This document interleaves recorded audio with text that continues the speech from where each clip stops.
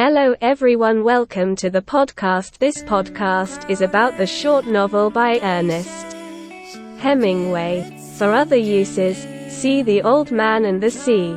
Disambiguation.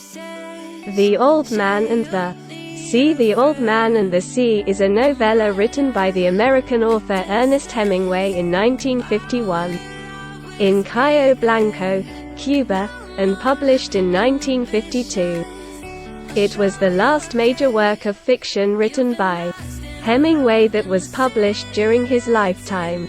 One of his most famous works, it tells the story of Santiago, an aging Cuban fisherman who struggles with a giant marlin far out in the Gulf Stream, off the coast of Cuba. In 1953, The Old Man and the Sea was awarded the Pulitzer Prize for fiction, and it was cited by the Nobel Committee as contributing to their awarding of the Nobel Prize in Literature to Hemingway in 1954. Plot summary: Santiago is an aging, experienced fisherman who has gone 84 days without catching a fish. He is now seen as salao, colloquial pronunciation of salado, which means salty, the worst form of unlucky. Marlin, a young man whom Santiago has trained since childhood, has been forced by his parents to work on a luckier boat. Marlin remains dedicated to Santiago, visiting his shack each night, hauling his fishing gear, preparing food, and talking about American baseball and Santiago's favorite player, Joe DiMaggio. Santiago says that tomorrow, he will venture far out into the Gulf Stream, north of Cuba in the Straits of Florida to fish, confident that his unlucky streak is near its end. On the 85th day of his unlucky streak, Santiago takes his skiff out early. By noon, he has hooked a big fish that he is sure is a marlin, but he is unable to haul it in. He is unwilling to tie the line to the boat for fear that a sudden jerk from the fish would break the line. With his back, shoulders, and hands, he holds the line for 2 days and nights. He gives slack as needed while the marlin pulls him far from land. During this time, he subsists on flying fish, bonito and a dolphinfish, using his other hooks to catch them. The line cuts his hands, his body is sore, and he sleeps little. Despite this, he expresses compassion and appreciation for the marlin, often referring to him as a brother. He determines that no one is worthy enough to eat the marlin. On the third day, the fatigued marlin begins to circle the skiff. Santiago, almost delirious, draws the line inward, bringing the marlin towards the boat. He pulls the marlin onto its side and stabs it with a harpoon, killing it. Seeing that the fish is too large to fit in the skiff, Santiago lashes it to the side of his boat. He sets sail for home, thinking of the high price the fish will bring him at the market and how many people he will feed. The trail of blood from the dead marlin attracts sharks. Santiago berates himself for having gone out too far. A great mako shark ambushes them and tears a large wound into the marlin before Santiago kills it with his harpoon, but loses the weapon to the dead shark. He makes a spear by strapping his knife to the end of an oar. He kills 3 more sharks before the blade of the knife snaps, and he clubs 2 more sharks into submission. But each shark has bitten the great marlin, increasing the flow of blood. That night, an entire school of sharks arrives. Santiago attempts to beat them back. When the oar breaks, Santiago rips out the skiff's tiller and continues fighting. Upon seeing a shark attempt to eat the marlin's head, Santiago realizes the fish has been completely devoured. He tells the sharks they have killed his dreams. Santiago reaches shore before dawn the next day. He struggles to his shack, leaving the fish head and skeleton with his skiff. Once home, he falls into a deep sleep. In the morning, Manolin finds Santiago. As he leaves to get coffee for Santiago, he cries. A group of fishermen have gathered around the remains of the marlin. One of them measures it at 18 feet, 5.5 meters, from nose to tail. The fishermen tell Manolin to tell Santiago how sorry they are. A pair of tourists at a nearby cafe mistake the dead fish for a shark. When Santiago wakes, he donates the head of the fish to Pedrico, a fellow fisherman who has long been kind to Santiago. He and Manolin promise to fish together once again. Santiago returns to sleep, and he dreams of his youth and of lions on an African beach. Background and publication. No good book has ever been written that has in its symbols arrived at beforehand and stuck in. I tried to make a real old man, a real boy, a real sea and a real fish and real sharks. But if I made 'em good and true enough they would mean many things. Ernest Hemingway in 1954. Written in 1951, The Old Man and the Sea is Hemingway's final work published during his lifetime. The book, dedicated to Charlie Scribner and to Hemingway's literary editor Max Perkins, was simultaneously published in book form. Featuring a cover illustration by his young muse, Adriana Ivancic, black and white. Illustrations by Charles Tunnicliffe and Raymond Shepard, and featured in Life magazine on September 1, 1952. The first edition print run of the book was 50,000 copies and 5 million copies of the magazine were sold in 2 days. The Old Man and the Sea became a Book of the Month club selection, and its success made Hemingway an international celebrity. 10. In May 1953, the novella received the Pulitzer Prize and was specifically cited when in 1954 he was awarded the Nobel Prize in Literature, which he dedicated to the Cuban people. The Old Man and the Sea is taught at schools around the world and continues to earn foreign royalties.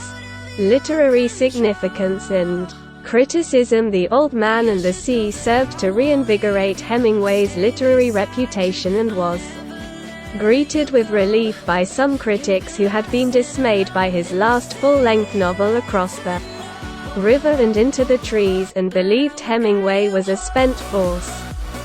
The novella was initially received with much popularity. It restored many readers' confidence in Hemingway's capability as an author. Its publisher, Scribner's, on an early dust jacket, called the novella and quote, new classic and quote, and many critics favorably compared it with such works as William Faulkner's 1942 short story and quote, The Bear and quote, and Herman Melville's 1851 novel Moby Dick.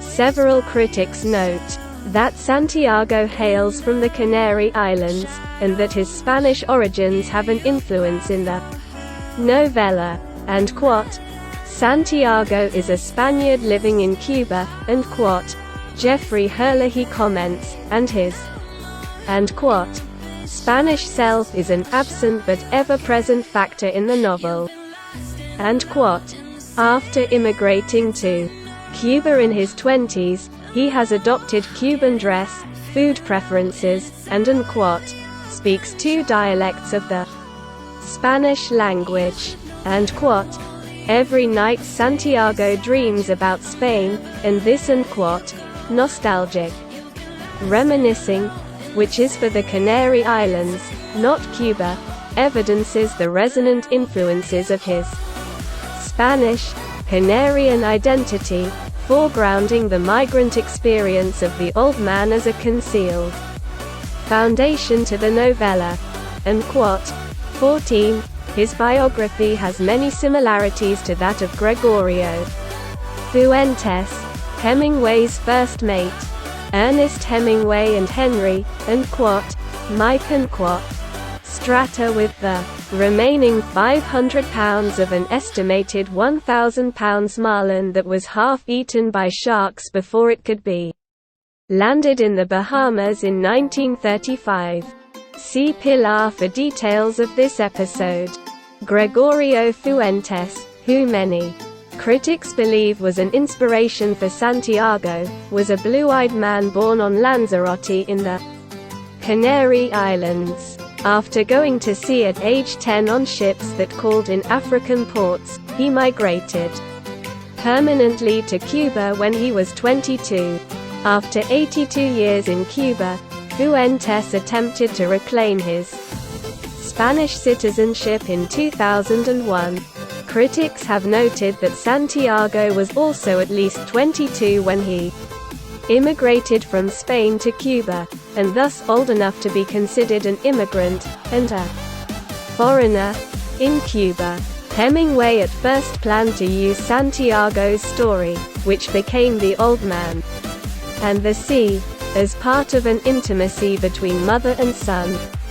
Relationships in the book relate to the Bible, which he referred to as unquote, the Sea Book unquote. Some aspects of it appeared in the posthumously published Islands in the Stream, 1970.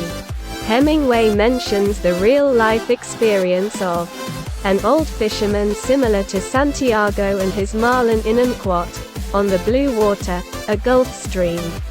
Letter unquote. Esquire, April 1936.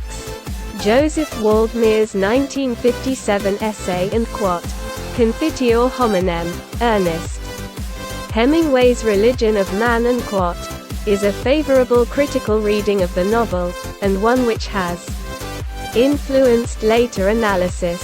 Waldmere says of the book's message, the answer assumes a third level, on which The Old Man and the Sea must be read, as a sort of allegorical commentary on all his previous work, by means of which it may be established that the religious overtones of The Old Man and the Sea are not peculiar to that book among Hemingway's works, and that Hemingway has finally taken the decisive step in elevating what might be called his philosophy of manhood to the level of a religion. Waldmere considered the function of the novel's Christian imagery, original research, most notably through Hemingway's reference to the crucifixion of Christ following Santiago's sighting of the sharks that reads, unquote, unquote, he said aloud. There is no translation for this word, and perhaps it is just a noise such as a man might make, involuntarily, feeling the nail go through his hands and into the wood. One of the most outspoken critics of The Old Man and the Sea is Robert P. Weeks. His 1962 piece unquote, Fakery in The Old Man and the Sea unquote, presents his argument that the novel is a weak and unexpected divergence from the typical, realistic Hemingway, referring to the rest of Hemingway's body of work as unquote, earlier glories unquote. In juxtaposing this novel against Hemingway's previous works, Weeks contends the difference, however, in the effectiveness with which Hemingway employs this characteristic device in his best work and in The Old Man and the Sea is illuminating.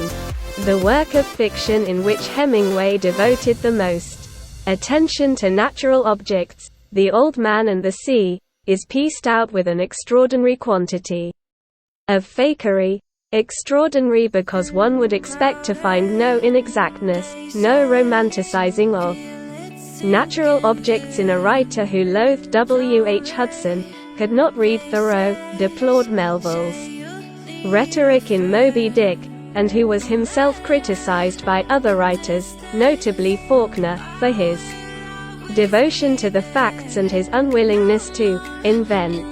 Medal gifted to the Blessed Virgin. Mary in 1954, Hemingway gifted his Nobel Prize in Literature medal as an ex voto to the venerated image of the Blessed Virgin Mary titled as Our Lady of Charity in El Cobre, Cuba. The Golden Medal was stolen in 1986, and was swiftly recovered within a few days upon the direct threat of Raúl Castro, who vigorously demanded its return. For a decade, the ornament was not worn by the Marian image, having returned on display during the apostolic visit of Pope John Paul II during the second canonical coronation in January 24, 1998. The medal is stored within the secured treasury chamber of the minor basilica of El Cobre, and is rarely worn on special and solemn occasions. Thank you for watching. Like, share and subscribe. Keep supporting me.